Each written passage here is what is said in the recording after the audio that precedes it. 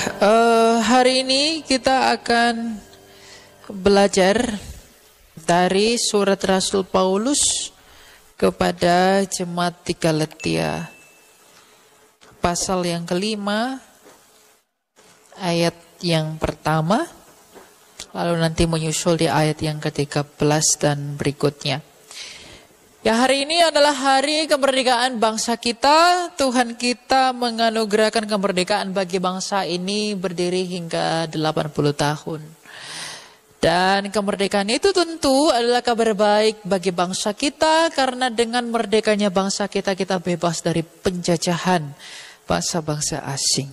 Tapi hari ini kita akan berbicara tentang kemerdekaan yang lebih tinggi, kemerdekaan yang lebih besar, kemerdekaan yang tidak pernah ditawarkan oleh bangsa manapun, kemerdekaan yang tidak ada pada negara manapun, kemerdekaan yang tidak ada yang ditawarkan oleh siapapun kecuali Dia yang memerdekakan ini.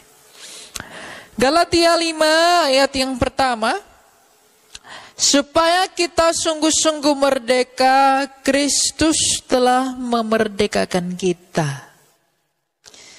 Karena itu berdirilah teguh dan jangan mau lagi dikenakan kuk perhambaan. Sebagai kesimpulan dari pembuka ini, bahwa Kristus yang memerdekakan, Rasul Paulus membawa kepada pengertian bahwa saudara-saudara, memang kamu telah dipanggil untuk merdeka.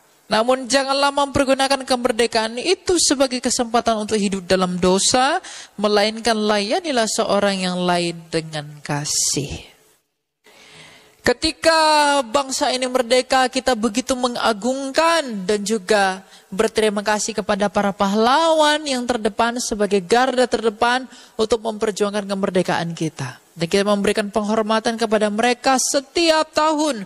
Bahkan ketika kita masih sekolah, dalam beberapa pembelajaran, pahlawan kita selalu diingatkan yang telah berjuang untuk mempertahankan bangsa kita. Itu adalah hal yang bersukacita. Tetapi 2000 tahun lalu ada seorang pribadi yang memerdekakan manusia dari suatu perhambaan yang tidak pernah dilakukan oleh siapapun. Kalau ada kemerdekaan artinya ada penjajahan. Bangsa Indonesia telah dimerdekakan dari penjajahan Belanda dan telah dimerdekakan dari penjajahan bangsa Jepang. Maka manusia telah dijajah oleh satu hal. Manusia telah dijajah oleh kekuatan yang besar, yang dimana manusia tak dapat menyangkalinya. Siapakah penjajahnya? Dan apa yang dijajah? Manusia sejak semula telah dijajah oleh dosa. Dan penjajahan itu mengakibatkan penghambaan kepada maut. Penjajahan yang dilakukan oleh dosa kepada manusia membuat manusia mengalami akibat penjajahan, yaitu kematian. Kematian yang begitu mengerikan, kematian yang adalah perpisahan dengan Allah itu. Siapakah yang membuat manusia itu bisa terjajah? Memang iblislah yang memberikan, yang memancing manusia itu untuk turut serta dan tunduk dalam penghambaan kepada Dia. Tetapi manusia itulah yang dengan rela memberikan kehendaknya kepada iblis itu. Untuk bisa mengerti bagaimana Kristus memerdekakan manusia, untuk bisa mengerti apakah makna kemerdekaan yang dimaksudkan di dalam Kristus sebagai kemerdekaan yang utama, kita harus kembali kepada tujuan semula manusia itu. Mengapa manusia itu dicipta? Mengapa manusia itu ada? Mengapa saya dan kamu ada? Mengapa Ia menciptakan Adam dan Hawa? Ada beberapa orang yang mengatakan bahwa mengapa Allah menciptakan manusia? Allah ciptakan manusia itu ya untuk Allah punya teman karena Allah kesepian. Ada juga yang mengatakan Allah menciptakan manusia karena Allah butuh manusia untuk disembah. Allah butuh manusia untuk menyembah kepada Dia. Tuhan tidak butuh manusia sembah-sembah Dia. Karena Dia punya kerubim dan serafim, suara kidung trisuci selalu dilantunkan. Malaikatnya berlaksa-laksa, Dia tidak perlu kamu dan saya untuk menyanyi-nyanyi untuk Dia. Dia tidak perlu itu. Dia bukan Allah yang narsis, haus pujian. Jadi Tuhan tak pernah ciptakan kamu dan saya untuk tujuan itu. Tuhan juga tidak pernah ciptakan kamu untuk saya karena Dia kesepian. Karena Sang Bapa itu sejak semula bersama dengan firman-Nya dan Roh-Nya yang hidup itu, jadi ia tidak mungkin kesepian. Makanya Kristus pernah berkata, ya Bapa, permuliakanlah aku dengan kemuliaan yang kumiliki di hadirat-Mu sendiri sebelum dunia ini ada. Lalu apa tujuanmu ada di dunia? Mengapa engkau dicipta? Mengapa saya ada di dunia ini? Mengapa kamu dijadikan oleh Allah? Tuhan menciptakan manusia sejak semula. Karena Allah adalah kasih. Tujuan Allah sejak semula ciptakan kita adalah untuk menikmati kasih-Nya. Apa bukti Allah ciptakan manusia untuk menikmati kasih-Nya? Hari pertama, Hasyamayim dan Haaretz dicipta oleh Dia. Langit dan bumi dibentangkan oleh Elohim. Lalu kemudian hari kedua, hari ketiga, hari keempat, hari kelima. Semua itu baik, jadilah demikian. Hari ke-6 manusia dicipta terakhir, artinya apa? Setelah semua yang baik itu selesai, manusia dicipta terakhir untuk siap menikmati yang baik itu. Allah mencintai manusia. Dia menciptakan manusia adalah agar manusia itu menikmati kasih-Nya. Dia menciptakan manusia karena dari dirinya sendiri, ia mau mengaliri kasih-Nya yang berkelimpahan itu. Yang sejak kekal ia mengaliri kasih-Nya kepada putranya di dalam roh. Dan putranya mengaliri kembali kepada Bapa di dalam roh. Maka Bapa itu ingin kasih-Nya dinikmati lebih besar lagi. Maka dia ciptakan manusia menurut gambar dan rupanya agar kita menikmati kasih itu. Dan kita dicipta pada hari ke-6 untuk bisa menikmati semua yang baik yang ia ciptakan selama 5 hari itu. Sempurna. Tapi agar hubungan kasih itu dapat tetap langgeng, agar hubungan kasih itu dapat tetap teguh, maka manusia pun harus kembali mengasihi Allah. Seperti laki-laki dan perempuan, kalau laki-laki mengasihi perempuan dalam perkawinan kudus, maka agar hubungan itu bisa tetap berlanjut, perempuan itu pun harus mengasihi laki-laki itu. Meskipun laki-laki yang mengambil inisiatif untuk memulai perkawinan itu. Laki-laki mengasihi perempuan, aku akan mengadakan pesta yang baik untukmu. Aku akan menyanggupi apa kebutuhanmu. Maka agar hubungan tetap satu dalam ikatan perkawinan kudus, perempuan pun harus kembali mengasihi laki-laki itu. Maka ketika Allah dengan sempurna mengasihi manusia, manusia itu pun harus kembali mengasihi Allah agar dalam hubungan yang kekal itu. Tapi manusia itu tidak tahu bagaimana caranya mengasihi Allah, bukan? Maka Allah ajari manusia itu.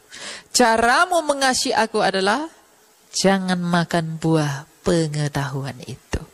Jadi buah pengetahuan itu Tuhan berikan bukan sebagai ujian kepada manusia. Bukan sebagai cobaan kepada manusia. Tapi sebagai cara yang Tuhan berikan. Beginilah caramu mengasihi aku. Seperti orang tua bilang anak-anaknya. Kalau kamu sayang mama, kalau kamu sayang papa, jangan pergi bandel. Kalau kamu sayang mama, kalau kamu sayang papa, jangan minum alkohol. Jadi ketika Tuhan mengatakan jangan makan buah pengetahuan, itu adalah cara yang Allah beritahu kepada manusia itu.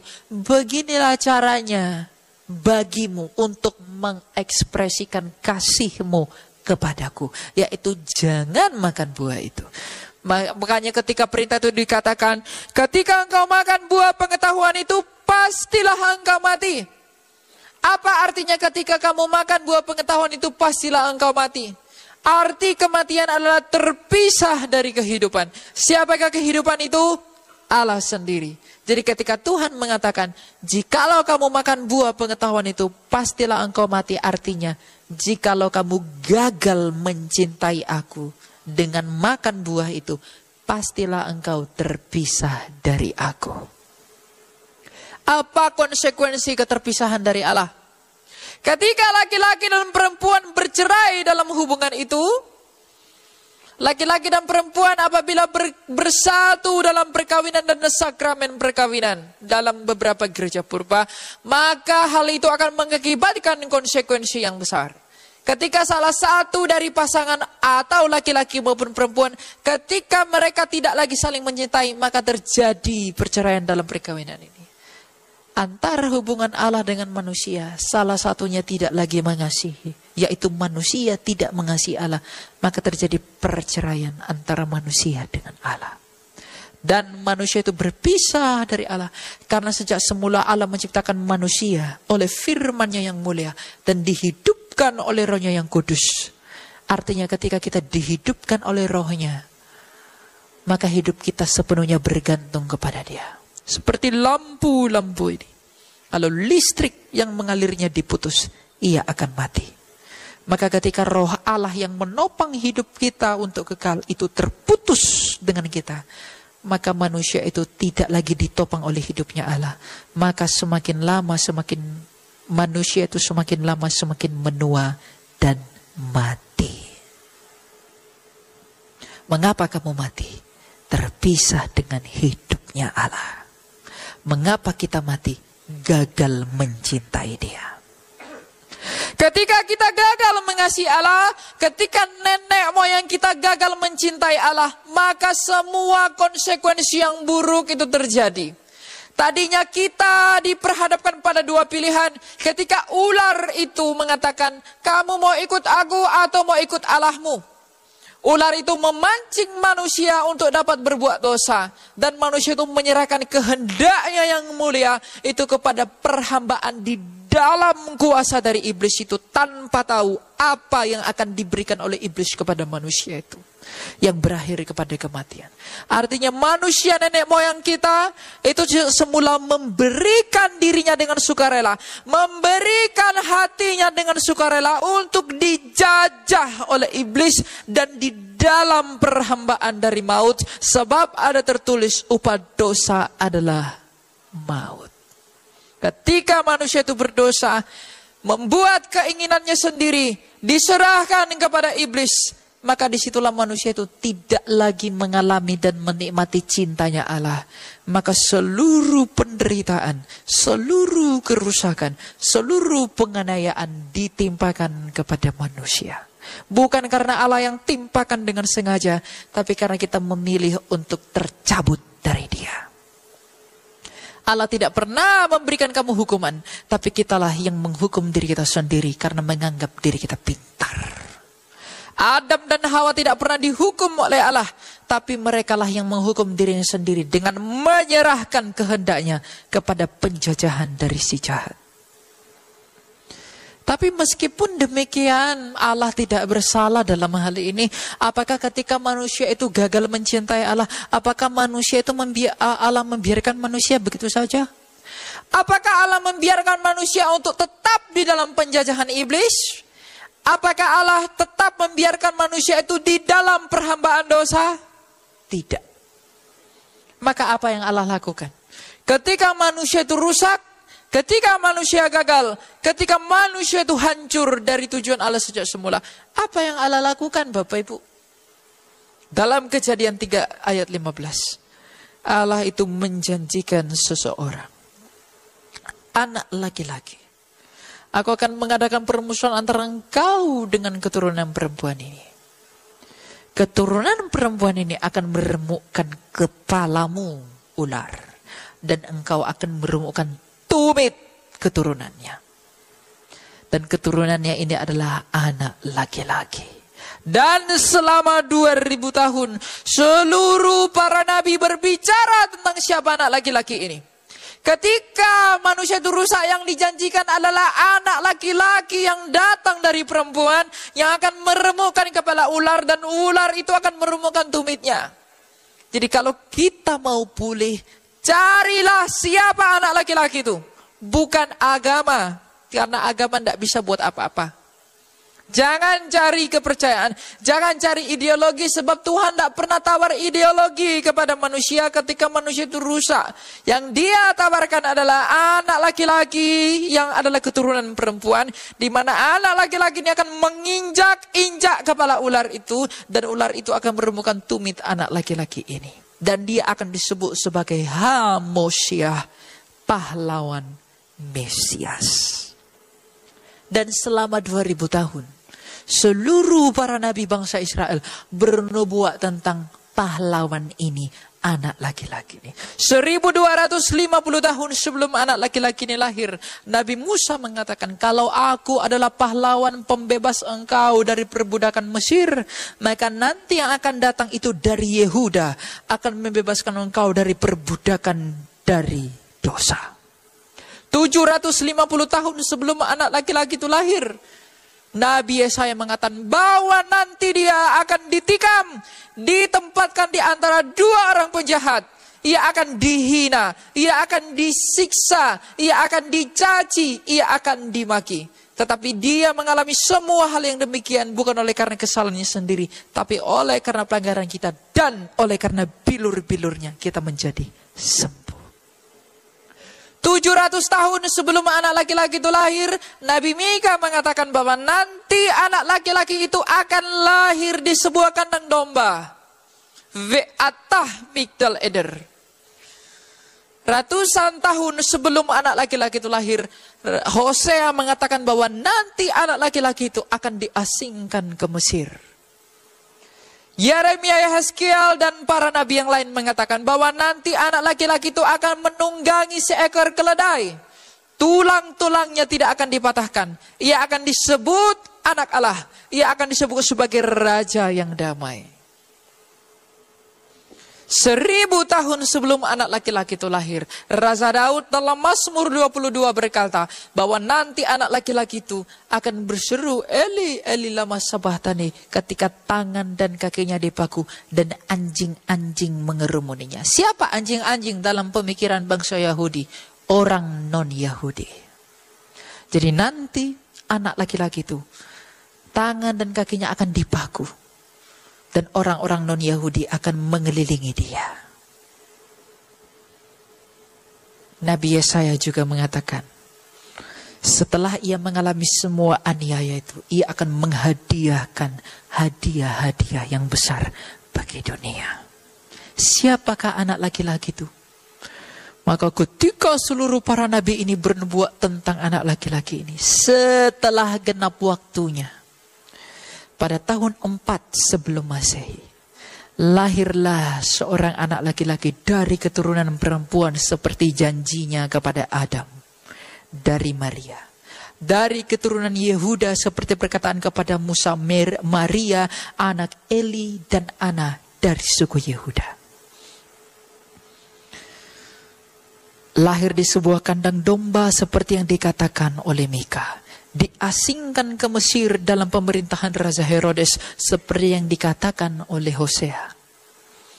Ia ditikam seperti perkataan Yesaya. Tulang-tulangnya tidak dipatahkan. Ia mati mengalami aniaya di perut bumi selama 3 hari. Dialah yang disebut Yesus Kristus dari Nazaret. Apa yang dilakukan anak laki-laki ini? Ia menggenapi seluruh nubuatan para nabi. Apakah makna dari penggenapan seorang Mesias, seorang pahlawan yang disebut Kristus? Dari apakah kita dimerdekakan? Dari apakah kita dilepaskan atas perbudakan? Dari manakah kita dibawa kembali oleh Kristus? Ingatkah engkau, wahai manusia, bahwa sejak semula manusia itu mengalami kutuk karena kita gagal mencintai Allah, karena kita gagal mengasihi Dia. Kegagalan kita mengasihi Allah lah yang membuat kita terpisah dengan Allah. Kegagalan kita mencintai Allah lah yang membuat kita berpisah dengan Dia. Maka agar kembali kepada hidup yang kekal itu yang Kristus lakukan, agar kita bisa kembali dengan Allah itu, kegagalan manusia dibayarkan oleh Kristus melalui keberhasilannya mengasihi Bapaknya sampai taat di Kalvari. Artinya, kalau kita terpisah dari hidup yang kekal itu karena kita gagal mencintai Dia, maka Dia melunasi kegagalan kita mencintai Dia melalui keberhasilan Dia mencintai Bapaknya sampai mati di Kalvari. Maka surat hutang dosa kita, dosa dalam bahasa Ibrani adalah hatah. Hatah adalah hutang. Berhutang apakah manusia terhadap Allah? Berhutang kasih. Hutang kasih itulah yang membuat kita terpisah dari hidup yang kekal. Maka agar kembali kepada hidup yang kekal itu, hutang itu harus dilunasi dengan kasih yang tak bercacat. Dan Yesus Kristus telah mengasihi Bapaknya sampai taat di Kalvari, yang dengan demikian ketika ia mengatakan tetelestai. Tetelestai adalah bahasa Yunani yang dipergunakan untuk transaksi pembayaran utang piutang. Ketika dia berkata sudah selesai, artinya dia ingin memberitahu dunia, kegagalan dunia mengasihi Allah telah kubayarkan dengan keberhasilanku mengasihi Bapakku. Maka benarlah yang dikatakan Yohanes 3:16, karena begitu besar kasih Allah akan dunia ini sehingga mengaruniakan anak yang tunggal, supaya setiap orang yang percaya kepadanya tidak binasa, melainkan beroleh hidup yang kekal. Hidup yang kekal yang hilang di dalam kita, yang disebabkan oleh karena hutang kasih kita kepada Allah, dikembalikan, dipertemukan oleh Kristus di dalam keberhasilannya mengasihi Bapaknya. Tapi bahkan jauh lebih daripada itu, karena hutang dosa itu mengakibatkan kita di dalam perhambaan kematian. Maka bagaimana cara Kristus Yesus untuk dapat melepaskan kita dari kematian? Bagaimana cara dia yang disebut Kristus itu mengeluarkan kita dari kematian?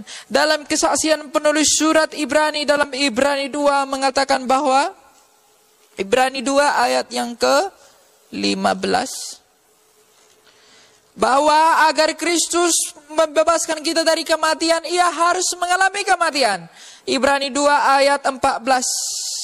Karena anak-anak itu adalah anak-anak dari darah dan daging, ia juga menjadi sama dengan mereka dan turut mengalami keadaan mereka, supaya melalui kematiannya, kematian Kristus, ia memusnahkan dia, yaitu iblis yang berkuasa atas maut.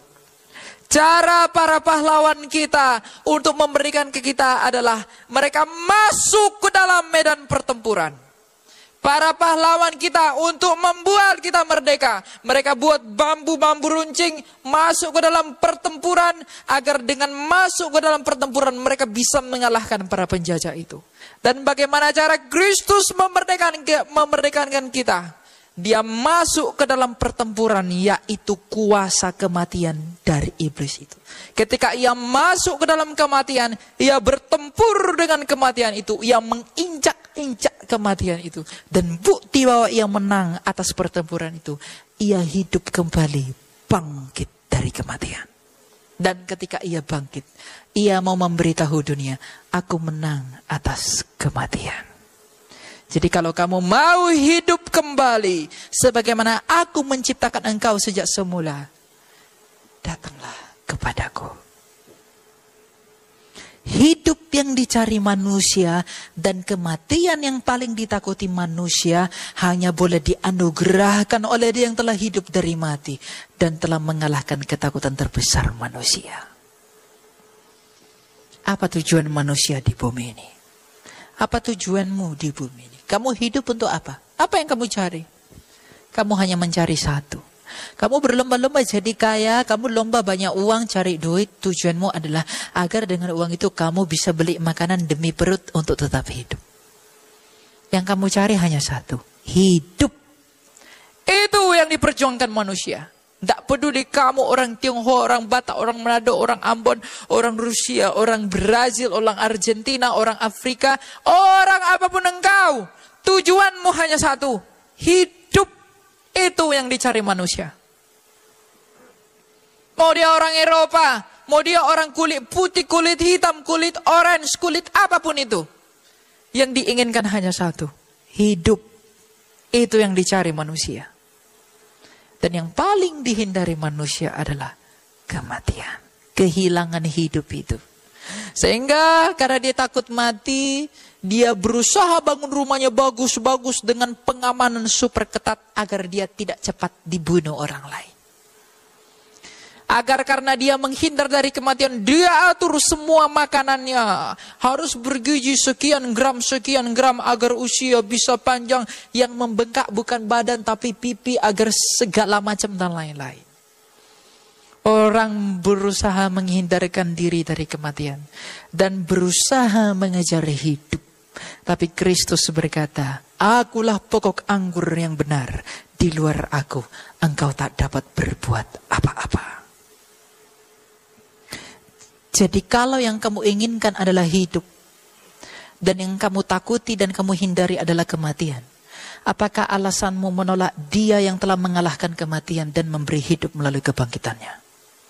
Tidak ada. Alasan satu-satunya menolak Yesus Kristus adalah kesombonganmu. Dengan banyaknya jalan-jalan. Ketika dia berkata, akulah jalan dan kebenaran dan hidup, dia sedang menjadi jawaban atas seluruh agama yang berusaha menjadi jalan. Ketika ia berkata bahwa akulah kebenaran, I'm the truth, dia menjadi jawaban atas seluruh dunia filsafat yang cari jalan, yang cari kebenaran. Filsafat Socrates, Plato, Aristoteles, dan lain sebagainya. Apakah buah dari filsafat mereka? Dalam pemikiran mereka yang filsafati, apakah yang dihasilkan daripada itu semua? Tidak ada. Tapi Kristus mengatakan sebagian terakhir, akulah hidup. Dia menjadi jawaban atas seluruh manusia yang berupaya dan berjuang mencari hidup. Jadi jawaban dan kebutuhan manusia itu tidak ada selain daripada Dia, Yesus Kristus itu. Tidak ada. Jadi kalau kamu mau kembali kepada kodratmu yang semula, kita mau kembali ke dalam kemerdekaan yang semula, kita mau dimerdekakan dari kematian, kita mau dilepaskan dari perhambaan dosa, maka datangilah Dia yang telah melunasi dosa melalui kesempurnaannya di dalam kasih-Nya, dan yang juga telah mengalahkan kematian yang akibat dosa melalui kebangkitan dan kematiannya di Kalvari. Inilah kabar sukacita, inilah Injil itu. Apakah arti yang tertulis itu? Jikalau ia tidak dibangkitkan, maka sia-sialah kepercayaanmu. Karena Dia bangkitlah, maka kita punya pengharapan akan hidup sebagaimana Dia telah hidup. Makanya saya sangat prihatin kalau ada anak-anak muda yang ikut arus ini. Mereka mencari-cari apa yang ada di dunia. Demi pengakuan, demi uang, demi harta, demi apapun mereka meninggalkan Yesus Kristus. Mereka pikir dengan uang mereka bisa diakui. Mereka pikir dengan popularitas mereka bisa terlihat hebat. Renungkanlah dalam hatimu. Di manakah Raja Herodes yang sangat kaya itu? Di manakah Firaun yang begitu ganteng dan tampan itu? Di manakah Kleopatra yang begitu mulia dan disanjung oleh orang dari seluruh kawasan bangsa Misraim dari Alexandria? Di manakah Ptolemy? Di manakah Raja Koreshi Agung? Di manakah Alexander the Great? Di manakah pemimpin bangsa Gerika? Di manakah dinasti dari dinasti di bagian bumi yang timur? Di manakah mereka hari ini? Di manakah kekayaan mereka? Mereka yang sangat kaya. Pontius Pilatus yang sangat kuat, berpengaruh dalam sejarah dunia. Nero yang begitu berpower. Di manakah mereka hari ini? Bahkan kekayaan mereka, uang mereka, kekuatan mereka tak dapat melepaskan mereka dari jerat perhambaan kematian. Dan tak dapat membeli hidup yang mereka inginkan. Jadi jikalau itu yang kamu cari, dengan meninggalkan Kristus, nasibmu akan sama seperti mereka yang sampai hari ini masih di bawah kakimu, di dalam tanah. Tapi Yesus Kristus telah memberikan anugerah hadiah yang terbesar, yang oleh karena Dia kita menjadi kaya di dalam anugerah yang rohani. Yaitu Dia telah memberikan hidup secara cuma-cuma melalui kasih setia-Nya yang berkelimpahan. Dan Ia telah meyakinkan kita semua bahwa Ia telah mengalahkan kematian dengan mengalami kematian dan membuktikan bahwa Ia tidak dapat ditawan oleh kematian itu. Maka ketika Ia bangkit, Ia menggenapi janji Allah kepada Adam bahwa Yesus Kristus menginjak kepala ular. Kepala dalam perspektif Ibrani adalah kuasa. Kuasa dari ular adalah kematian. Dan Kristus menginjak-injak kuasa ular itu melalui kematiannya dan kebangkitannya. Dan ular itu meremukkan tumit anak laki-laki itu. Bagaimana cara ular itu meremukkan tumit anak laki-laki itu? Ia menyalibkannya. Iblis itu berpikir dengan menyalibkan Yesus mereka bisa menguasai Yesus. Oh, Yesus Kristus ini, marilah kita hasut orang Farisi agar mereka benci kepada Yesus dan ia disalibkan lalu dia mati lalu kita dapat menguasai dia. Iblis berpikir dengan menyalibkan Yesus mereka bisa menang atas Kristus. Tapi ternyata dengan salib yang sama Kristuslah yang mengalahkan dia. Dan iblis dipermalukan. Makanya diciptakan dongeng yang terkenal bahwa Yesus itu tidak tersalib karena iblis itu malu. Mereka berpikir melalui salib mereka bisa kalahkan Kristus. Tapi bahkan Kristus menggunakan salib itu untuk melucuti mereka kembali. Maka karena mereka malu dengan senjata mereka, mereka ciptakan hoaks yang begitu besar. Yesus tidak tersalib. Karena mereka malu. Mengapa Kristus dapat melakukan itu? Sebab dia adalah Allah. Kejadian 50 ayat 20. Memang kamu telah merencanakan apa yang jahat terhadap aku. Iblis telah merencanakan yang jahat terhadap Yesus. Tetapi Allah telah merencanakannya demi kebaikan. Untuk mewujudkan apa yang terjadi sekarang ini. Yakni memelihara hidup banyak orang. Iblis merencanakan yang buruk terhadap Kristus. Tapi di dalam rencana yang sama. Allah sedang merencanakannya demi kebaikan bagi hidup banyak orang. Kamu bertanya, mengapa bisa begitu? Jangan tanya, sebab dia adalah Allah.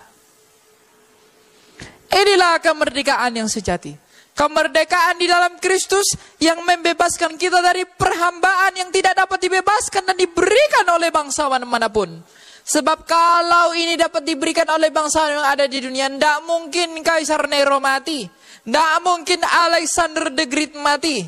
Tidak mungkin Kores Agung juga mati. Tidak mungkin Cleopatra mati. Tidak mungkin Firaun mati. Tidak mungkin Pontius Pilatus mati. Tidak mungkin Herodes mati. Apakah hasil dari apa yang mereka miliki? Bahkan untuk meluputkan dirinya dari kematian pun, apa yang mereka punya itu tidak dapat menolong mereka. Inilah kemerdekaan yang sejati yang diberikan oleh Kristus bagi dunia. Apakah kita sudah menerimanya dengan sungguh-sungguh? Apakah kita sudah mengikut dia dengan sungguh-sungguh? Apakah kita sedang berusaha mencari jati diri? Kita sedang mencari sukacita-sukacita yang ada di dunia dengan sukacita-sukacita yang palsu. Kita mencari sukacita yang terbesar, tapi tidak di dalam Dia yang terbesar. Sukacita itu ada banyak. Kita anak-anak muda berusaha cari sukacita dengan dugem perni ke sana kemari-kemari. Itu seperti bunga bangkai disirami parfum, dia tetap bau. Tapi kalau sukacita kita murni dari Allah, seperti bunga yang harum, dia ditempatkan dimanapun, dia tetap harum. Semakin diperas, semakin wangi, semerbak, begitu kuat. Jadi lihatlah dalam hatimu, apakah yang membuat saya bersukacita. Kristus pernah berkata, aku mengatakan hal ini kepadamu, agar sukacitamu menjadi penuh. Apakah firman Allah, apakah perintah Allah di dalam kebenarannya yang utuh yang membuat kita bersukacita? Kita mungkin bersukacita ketika mendengarkan firman yang berkata, diberkatilah engkau. Tapi itu bukan kebenaran yang utuh. Kebenaran yang utuh adalah seperti sabda Kristus.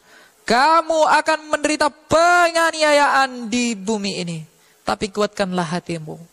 Aku telah mengalahkan dunia.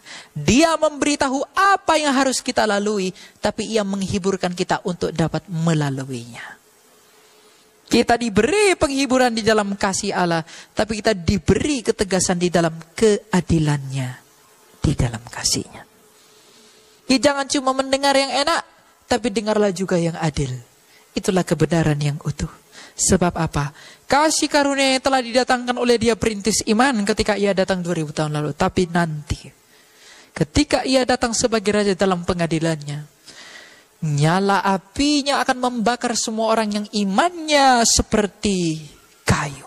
Yang imannya seperti jerami. Yang imannya tidak teguh.